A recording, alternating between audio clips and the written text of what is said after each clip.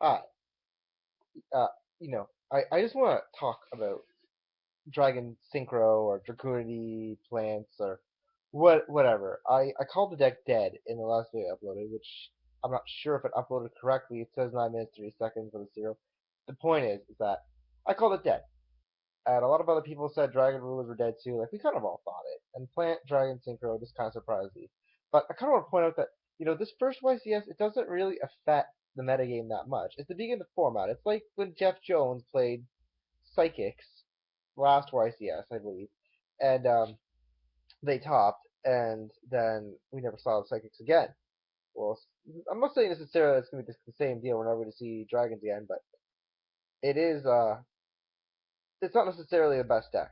I've been smacking them around a lot, actually. They're really popular right now, and I feel like a lot of hand traps screw them up. Maxi can screw it up. DD Crow can screw it up. DD Crow can really screw it up. Like DD Crow wasn't very good against Dragglers before because before they had the babies, they just bring themselves out. They were just too easy to spam.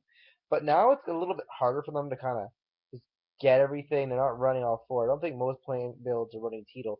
And so if you DD Crow when they're in the graveyard trying to special summon themselves, you just banish 3 dragons. They'll get one back, but really they're kind of at a -1 the second you DD Crow that thing. Uh, well, in terms of like dragons, because before they didn't need the hand because they would just spam them out so quickly, but now they kind of need cards in the graveyard to come out, or else they are going to lose advantage. Like the graveyard's pretty much their hand now, is what I'm saying. It's something I would try. I wouldn't. I was something I'd try before I buy. I'm really surprised Evil Swarms weren't in the top 32. I'm gonna say that. Maybe they were in top 32, but I know they weren't in top 8. And there's definitely that stops them. Like, what happened, Evil Swarm? What happened? This is like Insectors all over again. When Insectors had like 3 of everything and they still didn't win. It's like, what is going on with this Evil Swarm deck? They have something that can take control of opponent's monsters.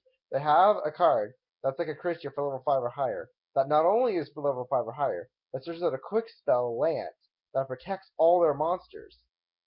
They can do Master Key Beetle and Vanity's Emptiness Block. A baby just as easy as Black Wings. Probably. What are you missing?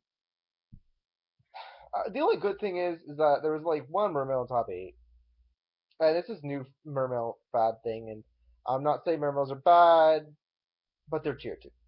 They're not the tier 1 thing they used to be, and that's because of the Evil Swarm. As long as Evil Swarm is around, Mermail's going to be tier 2. That's just the way it is. Um, I can't believe so many dragon plants and dragoonities, and I love how Konami called dragoonity dragoonity.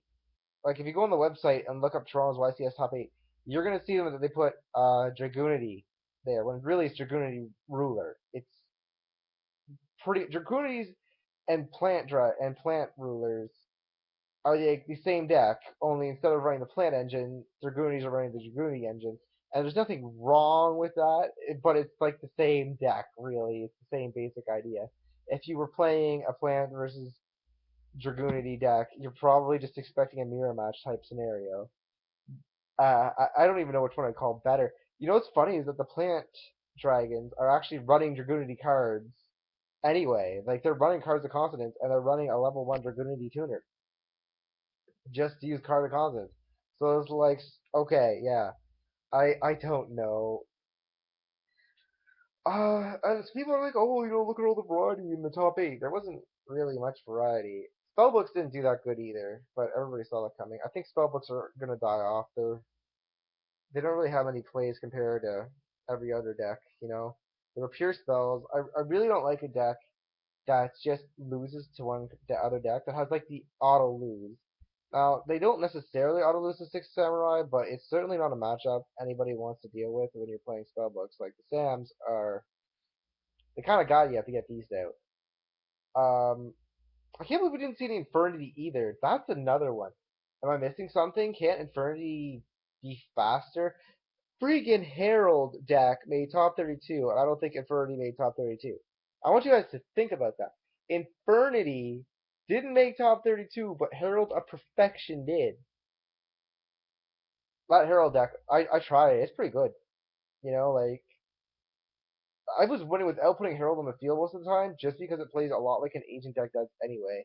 So if their Herald engine fails, you still have the agent deck to pass to fall back on. And because it's defensive, it's a nice defensive deck. So you're not rushing in. You know, it's not a constant rush in. Um, but it will it just drains your opponent. Like it really is. Especially all the pluses and your deck thinning and transmodify, and you can make Fairy Cheer Girl if you're in a good position, and you can bring out Jupiter. Jupiter was a nice tech card. I always liked Jupiter. I don't understand why like Jupiter didn't get used by more people when Transmodify came out. You can also do like Transmodify into Honest, add Honest to your hand. That's pretty sick. I don't know. I don't know. You know, and it did show something though. He had Malevolent Catastrophe in his Herald deck, and that didn't make sense. That tech card, because if you have Herald of Orange Light on the field, you're probably gonna be able to stop all the traps that threaten you anyways. Uh they're not going to attack you more than likely if you have a 2800 defense monster. And if you want my advice, just throw in DD Crow over his Malevolent Catastrophes, because DD Crow is just staple now in my opinion. And I guess we can go over things that are a little underrated, but you know, I'm kind of getting back into Yu-Gi-Oh. I'll update more if I get more views, but right now I'm getting like 10 views, unless Amanda's in the video. Hard to start working with her. Yeah. Look how white my teeth are.